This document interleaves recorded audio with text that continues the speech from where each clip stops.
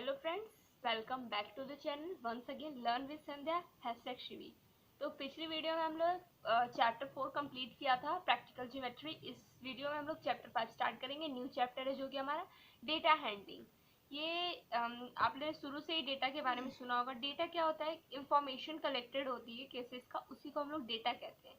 जैसे आपने छोटे क्लासेस में देखा होगा, जैसे टीचर लोग क्या करती हैं, अलग अलग सब्जेक्ट का एक आपका रजिस्टर तैयार करती हैं, फिर उसे ऑर्गेनाइज करके परसेंटेज निकालती हैं और जो भी आप लोग का होता है एवरेज निकालती हैं, उसको हम लोग रिप्रेजेंट करते हैं ऑर्गेनाइज फॉर्म में, उसी को ऑर्गेनाइजिंग।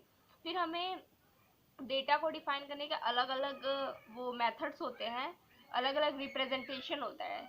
तो पहला रिप्रेजेंट होता है पिक्टोग्राफ। पहले रिप्रेजेंट को हम लोग कहते हैं पिक्टोग्राफ। ये हमने छोटे क्लास में भी पढ़ा होगा। तो देखिए पिक्टोग्राफ क्या होता है। जैसे एक कार्ड दिया है, वो एक कार 100 कार्ड्स के बराबर है, ठीक। सिंबल रिप्रेजेंट कर रहा है, one symbol stand for 100 cards. तो हम लोग देखते हैं, जैसे कुछ मंथ दिए हैं, जैसे जुलाई में कोई कंपनी है, मान लीजिए इतनी कार मैन्युफैक्चर कर रही है, तो जुलाई में ये 100 हो गई, ये 100 हो गया, ये हाफ है तो 50 हो गया, तो मिलाकर 250 हो गया। तो जुलाई में कोई कंपनी है जो कि 250 कार्ड्स मैन्युफैक्चर कर रही है। और उसके बाद ऐसे ही अगस्त में है, अगस्त में 3 है तो 300। ऐसे सितंबर में 4 है तो 400 होगा। ये ऐसे ही होता है इधर। अब ऐसे इसी के बेस पे कुछ क्वेश्चन दिए हैं, ये भी हम लोग सॉल्व कर सकते हैं। यही होता है पिक्टोग्राफ। अब हम लोग बात करेंगे नेक्स्ट। अब क्या है हमारा बार ग्राफ। बार क्या ग्राफ क्या होता है कि अब देखिए बार ग्राफ है, ये दिख रहा होगा आप लोग को। बार ग्राफ में क्या होता है, हमें इंडिविजुअल डेटा को शो करते हैं। जैसे कि यहाँ पे कुछ जैसे स्टूडेंट, नंबर ऑफ स्टूडेंट है, और कोई स्कूल जैसे 2003 से 4 में हमारे 100 स्टूडेंट थे, फिर नेक्स्ट ईयर में 200 हुए, फिर 250 हुए, फिर 300 हुए, फिर 350 हुए। तो ये अलग अलग ईयर के बाद को डेटा को शो कर रहा है। और इसमें बार ग्राफ की क्या खासियत होती है, इसमें गैपिंग होता है, ये अलग अलग ईयर को शो कर रहा है, हर अलग अलग कितने। इस टाइप के ग्राफ को हम लोग क्या कहते हैं, बार ग्राफ। ये इसमें अलग अलग जैसे गैपिंग होती है बार ग्राफ में, इंडिविजुअल डेटा को शो करने के लिए हम लोग यूज करते हैं बार ग्राफ। नेक्स्ट क्या है हमारा डबल ग्राफ, बार ग्राफ। इसमें क्या होता है कि इन्हीं दो चीजों को रिप्रेजेंट किया जाता है। एक इंडिविजुअल इंसान के लिए दो चीजों का। जैसे हमें यहाँ पे दिया है कि एक स्टूडेंट है जिसका मार्क्स दिया है, अलग अलग एवरेज में दिया है सब्जेक्ट का। इसमें देखिए जैसे ये व्हाइट वाला जो बॉक्स है 2005 और 6 को रिप्रेजेंट कर रहा है, और जो ब्लैक बॉक्स है वो 6 और 7 को रिप्रेजेंट कर रहा है। तो इसमें बता रहा है कि जो एक लड़का है उसका मैथ का मार्क्स है जो, वो कि 2005 और 6 में 30% था, और 2006 और 7 में 60% था।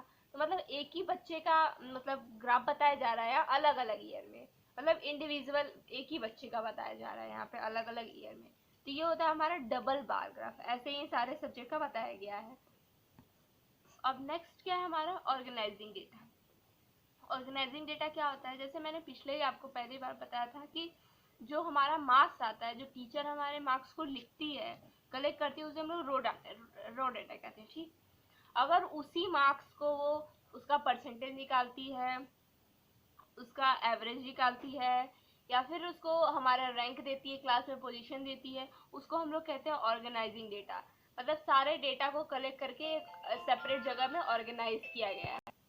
अब हम बात करेंगे, जैसे ये एक टेबल है, इस टेबल को हम लोग कहते हैं फ्रीक्वेंसी डिस्ट्रीब्यूशन टेबल। इसमें क्या होता है, जैसे ये सब्जेक्ट दिया है, 8 दिया है, नंबर ऑफ स्टूडेंट दिया है, हम लोग अज्यूम कर लेते हैं कि जैसे 8 है, उसको 7 बच्चे पसंद करते हैं, मैथमेटिक्स है 5, साइंस 6, इंग्लिश 4।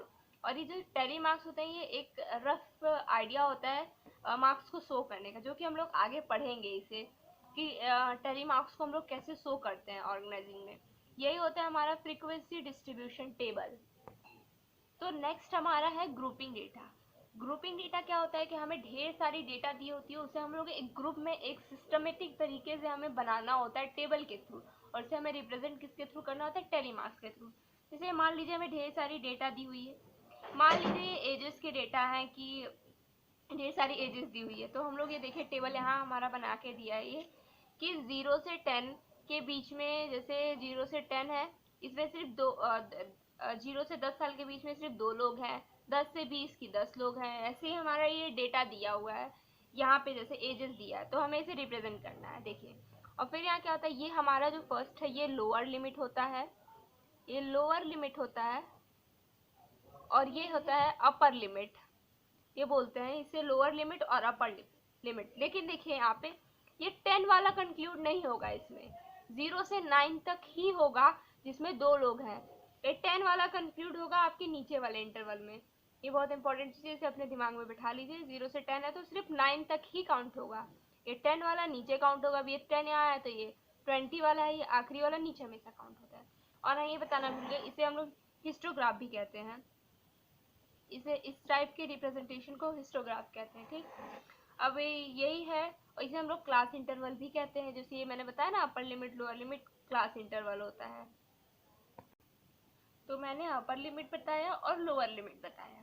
तो यहाँ पे हमारे ये मेन इंट्रोडक्शन पार्ट था, ख़त्म होता है। अब हम लोग अगली वीडियो में हमारा एक्सरसाइज 5.1 स्टार्ट करेंगे। Okay, so that's all, thank you.